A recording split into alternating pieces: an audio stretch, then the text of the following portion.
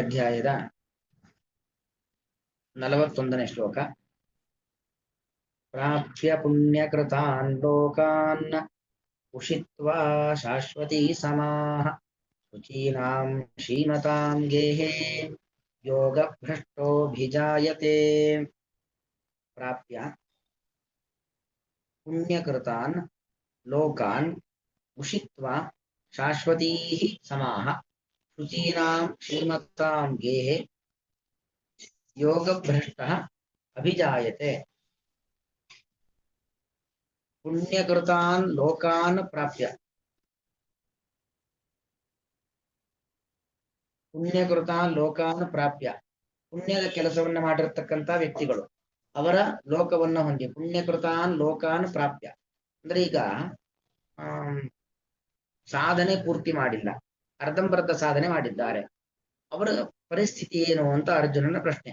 ಅದಕ್ಕೆ ಕೃಷ್ಣ ಉತ್ತರ ಕೊಡುತ್ತಿದ್ದಾನೆ. ಪುಣ್ಯಕೃತಾನ್ ಲೋಕಾನ್ ಪ್ರಾಪ್ಯ ಶಾಶ್ವತೀ ಸಮಾಹ ಉಷಿತ್ವ. ಪುಣ್ಯಕೃತರು, ಪುಣ್ಯಂ ಕುರ್ವಂತಿ ಇತಿ ಪುಣ್ಯಕೃತಃ, ಪುಣ್ಯಂ ಕುರ್ವಂತಿ ಇತಿ ಪುಣ್ಯಕೃತಃ ಅಂದ್ರೆ ಪುಣ್ಯವನ್ನ ಮಾಡಿದವರು ಅಂತ ಅರ್ಥ. ಪುಣ್ಯದ ಕೆಲಸವನ್ನ ಮಾಡಿರ್ತಕ್ಕಂಥ ಜನ ಏನಿದ್ದಾರೆ ಅವರ ಲೋಕವನ್ನ ಪಡಿತಾನೆ. ಅವರ ಲೋಕವನ್ನ ಪಡೆದು ಶಾಶ್ವತೀ ಸಮಾಹ ಉಷಿತ್ವ, ಒಂದೆರಡು ದಿವಸ ಅಲ್ಲ, ಒಂದೆರಡು ತಿಂಗಳಲ್ಲ, ಒಂದೆರಡು ವರ್ಷ ಅಲ್ಲ, ಶಾಶ್ವತೀ ಸಮಾಹ ಬಹಳ ದೀರ್ಘಕಾಲ ಆ ಸ್ವರ್ಗಲೋಕಗಳ ಪುಣ್ಯವನ್ನ ಸುಖವನ್ನ ಅನುಭವಿಸಿ ಆಮೇಲೆ ಏನಾಗ್ತಾನೆ, ಶುಚೀನಾಂ ಶ್ರೀಮತಾಂ ಗೇಹೆ ಯೋಗಭ್ರಷ್ಟ ಅಭಿಜಾಯತೆ. ಶುಚೀನಾಂ ಶ್ರೀಮತಾಂ, ಶ್ರೀಮಂತರ ಮನೆಯಲ್ಲಿ, ಒಳ್ಳೆ ಒಳ್ಳೆ ಧನವಂತರು, ಅವರು ಧನ ಅಂದ್ರೆ ಬರೀ ದುಡ್ಡಲ್ಲ, ಶುಭ್ರ ಶುಚಿಯಾಗಿರ್ತಾರೆ. ಶುಚಿಯಾಗಿರ್ತಕ್ಕಂಥ ಶ್ರೀಮಂತರ ಮನೆಯಲ್ಲಿ, ಯಾಕಂದ್ರೆ ಇವತ್ತು ದುಡ್ಡು ಎಲ್ಲರ ಹತ್ರನೂ ಇದೆ, ಆದ್ರೆ ದುಡ್ಡಿದ್ದವರೆಲ್ಲರೂ ಕೂಡ ಶುದ್ಧವಾಗಿದ್ದಾರೆ ಅಂತಲ್ಲ, ಪರಿಶುದ್ಧವಾಗಿರೋದು. ಕ್ಲೀನ್ ಅಂದ್ರೆ ಏನು? ಮಾನಸಿಕವಾದ ಶುದ್ಧತೆ. ಮನೆ ಕೆಲಸದವ್ರು ಕ್ಲೀನ್ ಮಾಡ್ತಾರೆ, ಕ್ಲೀನ್ ಇದ್ದೇ ಇರುತ್ತೆ. ದುಡ್ಡಿದ್ಮೇಲೆ ಕೆಲಸದವ್ರು ಬರ್ತಾರೆ, ಕ್ಲೀನ್ ಮಾಡ್ತಾರೆ, ಮನೆಗೆ ಏನು ಡೆಟಾಲ್ ಎಲ್ಲ ಹಾಕಿ ಕ್ಲೀನ್ ಮಾಡ್ಕೊಂಡು ಕ್ಲೀನ್ ಕೊಂಡಿರ್ತಾರೆ. ಇಲ್ಲಿ ಕ್ಲೀನ್ ಅಂದ್ರೆ ಕಾಯಿಕವಾಗಿ, ಮಾನಸಿಕವಾಗಿ, ವಾಚಿಕವಾಗಿ, ಕಾಯ ವಾಚ ಮನಸ ತ್ರಿಕರಣಗಳಿಂದಲೂ ಕೂಡ ಪರಿಶುದ್ಧವಾಗಿರತಕ್ಕಂತಹ ಉತ್ತಮವಾದ ಜ್ಞಾನಿ, ಉತ್ತಮವಾದ ಒಂದು ಧನಿಕರ ಕುಲದಲ್ಲಿ. ಧನಿಕರು ಅಂತ ಹೇಳಿದ್ರೆ ಒಂದು ದುಡ್ಡು ಭೂಮಿ ಬಂಗಾರ ಎಲ್ಲ ಇದ್ದವರು ಧನಿಕರು. ಇನ್ನೊಂದು ಇದೆಲ್ಲದಕ್ಕಿಂತಲೂ ಮಿಗಿಲಾದ ಧನ ಅಂತ ಹೇಳಿದ್ರೆ ಜ್ಞಾನಧನ. ವಿದ್ಯಾಧನಂ ಸರ್ವಧನಾತ್ ಪ್ರಧಾನಂ. ಜ್ಞಾನವೆಂಬ ಸಂಪತ್ತು ಯಾರಲ್ಲಿ ಇದೆಯೋ ಅಂಥವರ ಮನೆಯಲ್ಲಿ ಹುಟ್ಟುತ್ತಾನೆ ಅಂತ ಅರ್ಥ. ಅಂದ್ರೆ ಅವರ ಹತ್ರ ಜೀವನ ನಡೆಸಲಿಕ್ಕೆ ಬೇಕಾದಷ್ಟು ವ್ಯವಸ್ಥಿತವಾದ ಸಂಪತ್ತೂ ಇರುತ್ತೆ, ಅದಕ್ಕೂ ಮಿಗಿಲಾಗಿರತಕ್ಕಂಥ ಜ್ಞಾನವೆಂಬ ಸಂಪತ್ತಿರುತ್ತೆ, ಮತ್ತು ಶುಚಿಯಾಗಿರ್ತಾರೆ, ಶುಭ್ರವಾಗಿರ್ತಾರೆ. ಕಾಯಿಕವಾಗಿ, ವಾಚಿಕವಾಗಿ, ಮಾನಸಿಕವಾಗಿ ಅವರು ಶುದ್ಧವಾಗಿರ್ತಾರೆ. ಮತ್ತೆ ಶುಚಿ ಅನ್ನೋದನ್ನು ಕೃಷ್ಣ ಈ ಅಧ್ಯಾಯದ ಆರಂಭದಲ್ಲೂ ಹೇಳ್ದ. ನಾವು ಧ್ಯಾನ ಮಾಡ್ಬೇಕಾದ್ರೆ ಎಲ್ಲಿ ಕೂತ್ಕೊಳ್ಬೇಕು? ಶುಚೋ ದೇಶೇ ಪ್ರತಿಷ್ಠಾಪ್ಯ ಸ್ಥಿರಮಾಸನಮಾತ್ಮನಃ. ಶುಚಿಯಾದ ಪ್ರದೇಶದಲ್ಲಿ ಕೂತು ಭಗವದ್ ಧ್ಯಾನವನ್ನ ಮಾಡಬೇಕು. ಧ್ಯಾನ ಅನ್ನೋದು ಯಾವುದೋ ತಿಂಗಳಿಗೊಂದ್ಸರಿ ವರ್ಷಕ್ಕೊಂದ್ಸರಿ ಮಾಡತಕ್ಕಂಥ ಪ್ರಕ್ರಿಯೆ ಅಲ್ಲ, ಮತ್ತೇನು ನಿರಂತರವಾಗಿ ಮಾಡಬೇಕಾಗಿರ್ತಕ್ಕಂಥ ಪ್ರಕ್ರಿಯೆ. ಅಂದ್ರೆ ನಿರಂತರವಾಗಿ ಭಗವಂತನ ಧ್ಯಾನವನ್ನ ಮಾಡಲಿಕ್ಕೆ ಸಹಕಾರಿಯಾಗಿರ್ತಕ್ಕಂಥ ಒಂದು ಉತ್ತಮವಾದ ವಾತಾವರಣ ಇರತಕ್ಕಂತಹ ಶುಭ್ರವಾದ ನಿರ್ಮಲವಾದ ವಾತಾವರಣ, ಮತ್ತು ತ್ರಿಕರಣಗಳು ಕಾಯಿಕ ವಾಚಿಕ ಮಾನಸ, ದೇಹ ಮನ ಮಾತು ಮತ್ತು ಮನಸ್ಸು ಇದೆಲ್ಲವೂ ಕೂಡ ಶುದ್ಧವಾಗಿರ್ತಕ್ಕಂಥ ವ್ಯಕ್ತಿಗಳ ಮನೆಯಲ್ಲಿ ಅಂತಹ ತಂದೆಯನ್ನ, ಅಂತಹ ತಾಯಿಯನ್ನ ಪಡೆದು ಆ ವ್ಯಕ್ತಿ ಹುಟ್ಟುತ್ತಾನೆ. ಯಾರು ಸಾಧನಾ ಭ್ರಷ್ಟ ಅಂತಾಗಿರ್ತಾನೋ ಅಂತಹ ಯೋಗ ಭ್ರಷ್ಟ. ಯೋಗ ಭ್ರಷ್ಟ ಅಂದ್ರೆ ಸಾಧನಾ ಮಾರ್ಗದಲ್ಲಿ ಪರಿಪೂರ್ಣತೆಯನ್ನ ಪಡೆದೇ ಇರತಕ್ಕಂಥ ವ್ಯಕ್ತಿ. ಸಾಧನಾ ಮಾರ್ಗದಲ್ಲಿ ಹೋಗಿದ್ದಾನೆ, ಒಂದು 10%, 20%, 30%, 50, 60 ಮುಂದಕ್ಕೆ ಹೋಗಿದ್ದಾನೆ, ಪೂರ್ತಿ 100% ಸಾಧನೆ, ಮೋಕ್ಷೋಪಯೋಗಿಯಾಗಿರತಕ್ಕಂಥ ಪರಿಪೂರ್ಣವಾದ ಸಾಧನೆಯನ್ನ ಮಾಡಿಲ್ಲ, ಅಲ್ಪ ಸ್ವಲ್ಪ ಸಾಧನೆಯನ್ನ ಮಾಡಿದ್ದಾನೆ. ಅಂತವನು ಈ ದೇಹವನ್ನ ಬಿಡ್ಲೇಬೇಕು. ಜಾತಸ್ಯ ಧ್ರುವೋ ಮೃತ್ಯು. ದೇಹ ಬಿಡಬೇಕಾದ ಸಂದರ್ಭ ಬಂದಾಗ ದೇಹ ಬಿಡ್ಲೇಬೇಕು.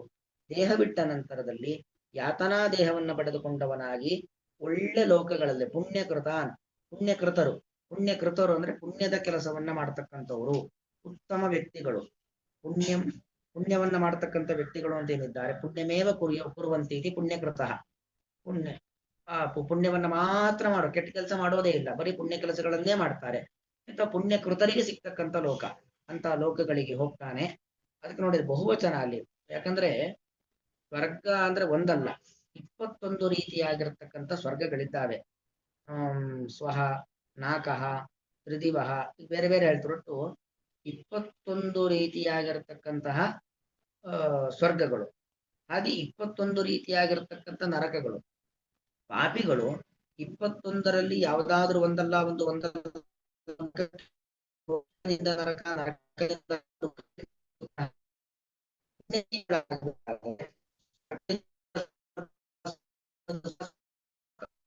ಈ ರೀತಿಯಾಗಿ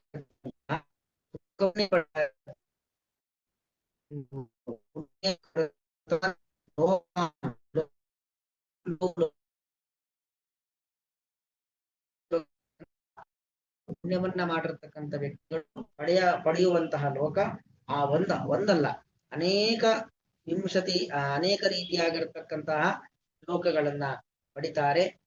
ಪಡೆದು ಅವರು ಅಲ್ಲಿ ಅನೇಕ ವರ್ಷಗಳ ಕಾಲ ಶಾಶ್ವತೀ ಸಮಾಹ, ದೀರ್ಘಕಾಲ ಅಂತ ಲೋಕಗಳಲ್ಲಿ ವಾಸವನ್ನು ಮಾಡ್ತಾರೆ. ಮಾಡಿ ಮತ್ತೆ ಒಳ್ಳೆ ಜ್ಞಾನಿಗಳ, ಒಳ್ಳೆ ಧನವಂತರ ಜೀವನ ನಡೆಸಲಿಕ್ಕೆ ಬೇಕಾಗಿರ್ತಕ್ಕಂಥ ಸಕಲ ಸೌಭಾಗ್ಯಗಳಿರ್ತಕ್ಕಂತಹ ವ್ಯಕ್ತಿಗಳ ಮನೆಯಲ್ಲಿ ಗೇಹ, ಗೇಹ ಅಂದ್ರೆ ಮನೆ ಅಂತ ಅರ್ಥ, ಗೃಹ, ಅದರಲ್ಲಿ ಯೋಗಭ್ರಷ್ಟ ಅಭಿಜಾಯತೆ, ಬರೀ ಜಾಯತೆ ಅಲ್ಲ, ಚೆನ್ನಾಗಿ ಹುಟ್ಟುತ್ತಾನೆ. ಯಾಕಂದ್ರೆ ಜನ್ಮ, ನಮ್ಮ ಜಗತ್ತಿನಲ್ಲಿ ಯಾರ್ಯಾರಿದ್ದಾರೋ ಎಲ್ಲರಿಗೂ ಜನ್ಮ ಬಂದಿದೆ. ಆದ್ರೆ ಎಲ್ಲರ ಜನ್ಮವು ಉತ್ತಮ ಜನ್ಮವಲ್ಲ. ಯಾಕಂದ್ರೆ ಎಷ್ಟೋ ಜನ ಈ ಧರ್ಮ ಶಾಸ್ತ್ರ ಇದೆಲ್ಲದರಿಂದ ಪೂರ್ತಿ ದೂರವಾಗಿ ಉಳಿದಿದ್ದಾರೆ. ಇನ್ನೆಷ್ಟೋ ಜನ ಅಂಗವಿಕಲರಾಗಿ ಅನೇಕ ರೀತಿಯಾದ ಕಷ್ಟ ನಷ್ಟಗಳಿಂದ ತೊಂದರೆ ಪಡ್ತಾ ಬದುಕ್ತಾ ಇದ್ದಾರೆ. ನಮ್ಮೆಲ್ಲರ ಜನ್ಮ ಆ ತರ ಇಲ್ಲ. ಬಹಳಷ್ಟು ಸುಖ, ಎಲ್ಲಾ ರೀತಿಯಲ್ಲಿ ಇಂದ್ರಿಯಗಳ ಬಲ ಇದೆ, ಆಲೋಚನಾ ಶಕ್ತಿ ಇದೆ, ಕಲ್ತಿದ್ದನ್ನು ನೆನಪು ಮಾಡಿಕೊಳ್ತಕ್ಕಂಥ ಸಾಮರ್ಥ್ಯ ಇದೆ. ಮತ್ತೆ ಅವರು ಜೀವನ ನಡೆಸಲಿಕ್ಕೆ ಬೇಕಾದಷ್ಟು ದುಡ್ಡು ಕೊಟ್ಟಿದ್ದಾನೆ. ಏನೋ ದಾನ ಧರ್ಮ ಪುಣ್ಯ ಕಾರ್ಯಗಳನ್ನ ಮಾಡ್ಲಿಕ್ಕೆ ಅದಕ್ಕೆ ಬೇಕಾಗಿರತಕ್ಕಂಥ ಅನುಕೂಲಕರವಾದ ವಾತಾವರಣವನ್ನು ಕೊಟ್ಟಿದ್ದಾನೆ. ಅಂತೂ ನಮಗೆ ಉತ್ತಮ ಕರ್ಮಗಳನ್ನ ಮಾಡ್ಲಿಕ್ಕೆ ಬೇಕಾಗಿರತಕ್ಕಂಥ ಸಹಕಾರಿ ಅಂಶಗಳು ನಮಗೆ ಬೇಕಾದಷ್ಟಿದೆ. ಆದರೆ ಎಲ್ಲರಿಗೂ ಅಂತ ಅವಕಾಶಗಳಿದ್ದಾವ? ಇಲ್ಲ. ಅದಕ್ಕೋಸ್ಕರವಾಗಿ ಹಾಗೆ ಉತ್ತಮವಾದ ವ್ಯಕ್ತಿಗಳು ಮತ್ತು ಉತ್ತಮ ಕೆಲಸವನ್ನ ಮಾಡ್ಲಿಕ್ಕೆ ಬೇಕಾಗಿರತಕ್ಕಂತಹ ವಾತಾವರಣ ಇರತಕ್ಕಂಥ ವ್ಯಕ್ತಿಗಳ ಕುಲದಲ್ಲಿ ಬರೀ ಹುಟ್ಟೋದಲ್ಲ, ಅಭಿಜಾಯತೆ, ಚೆನ್ನಾಗಿ ಹುಟ್ಟುತ್ತಾನೆ ಅಂತ ಅರ್ಥ. ಚೆನ್ನಾಗಿ ಹುಟ್ಟೋದು ಅಂದ್ರೆ ಇನ್ನೂ ಉತ್ತಮವಾಗಿರ್ತಕ್ಕಂಥ ಜನ್ಮ ಅವನಿಗೆ ಬರುತ್ತೆ ಎಂಬುವಂಥದ್ದು ಇದರ ಅಭಿಪ್ರಾಯ. ಅನ್ವಯ ಅರ್ಥ ಹೇಳ್ತೀನಿ ನೋಡ್ಕೊಳ್ಳಿ. ಅಲ್ಲಿ ಒಂದು ಒಳ್ಳೆಯ ಕಥೆ ಬರುತ್ತೆ ಮಹಾಭಾರತದಲ್ಲಿ. ಒಬ್ಬ ಶೂದ್ರ ಇದ್ದ, ಅಂದ್ರೆ ಸೇವಾ ಮನೋಭಾವವನ್ನು ಹೊಂದಿರತಕ್ಕಂಥ ವ್ಯಕ್ತಿ, ಒಳ್ಳೆ ವಿಷ್ಣು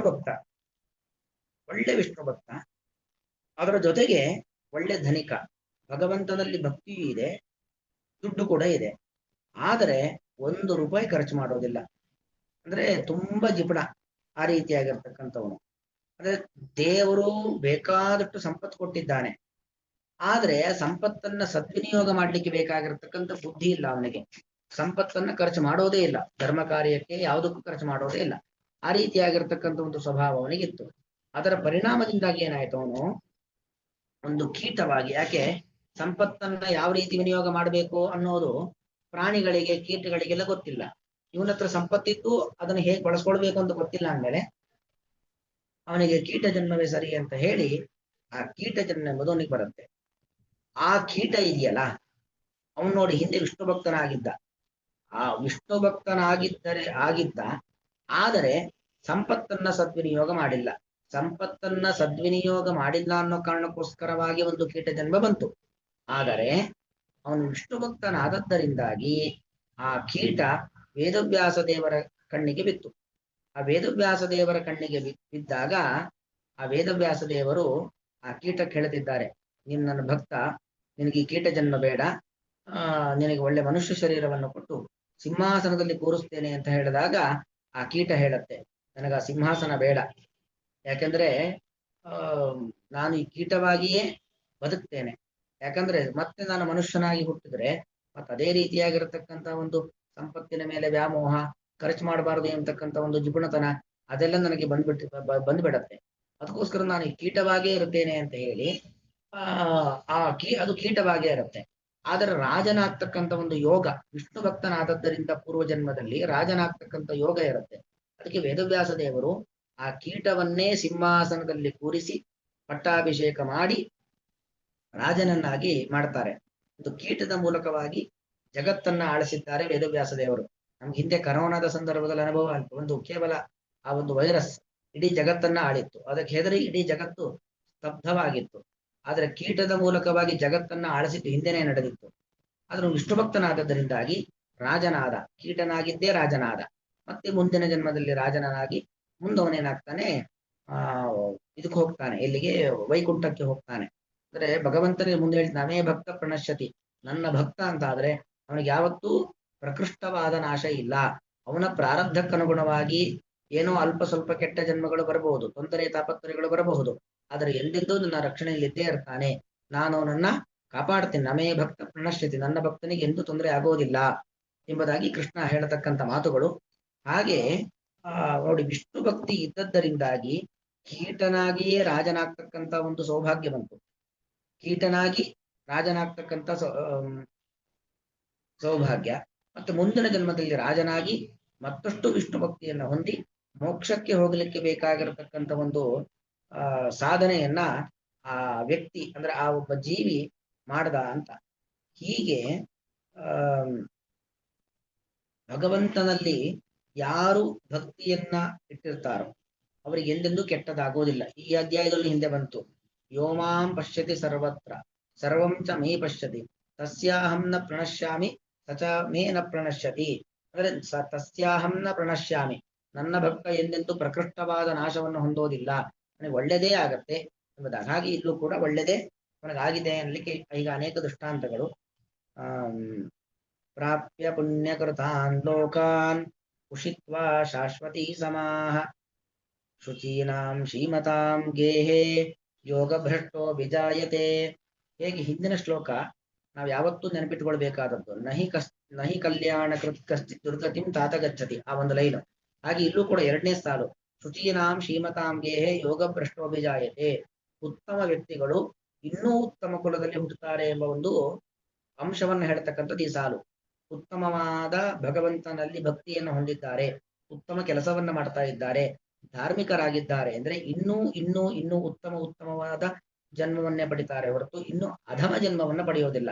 ಅದನ್ನೇ ಕೃಷ್ಣ 2ನೇ ಅಧ್ಯಾಯದಲ್ಲಿ ಹೇಳಿಬಿಟ್ಟಿದ್ದ, ನವಾನಿ ಅನ್ಯಾನಿ ಸಂಯಾತಿ ನವಾನಿ ದೇಹಿ, ಇನ್ನೂ ಉತ್ತಮವಾದ ಜನ್ಮವನ್ನು ಪಡಿತಾರೆ ಅಂತ 2ನೇ ಅಧ್ಯಾಯದಲ್ಲಿ ಹೇಳಿ, ಸಂಯಾತಿ ಎಂಬ ಶಬ್ದ ಪ್ರಯೋಗ ಮಾಡುವ ಮೂಲಕವಾಗಿ 2ನೇ ಅಧ್ಯಾಯದಲ್ಲೇ ಹೇಳಿದ್ದ. ಅದೇ ತತ್ವವನ್ನ ಮತ್ತೆ ನಮಗೆ ನೆನಪು ಮಾಡಿ ಕೊಡ್ತಾ ಇದ್ದಾನೆ. ನೀವು ಧಾರ್ಮಿಕರಾಗಿದ್ರೆ, ಕಾಯ ವಾಚ ಮನಸ ಶುದ್ಧವಾಗಿದ್ರೆ ಎಲ್ಲಾ ರೀತಿಯಲ್ಲೂ ಮತ್ತಷ್ಟು ಮತ್ತಷ್ಟು ಒಳ್ಳೆಯದೇ ಆಗತ್ತೆ ಹೊರತು ಕೆಟ್ಟದಾಗೋದಿಲ್ಲ ಎಂಬುವಂಥದ್ದು ಶ್ರೀಕೃಷ್ಣ ಪರಮಾತ್ಮನ ಅಭಿಪ್ರಾಯ. ಶ್ರೀಕೃಷ್ಣಾರ್ಪಣ.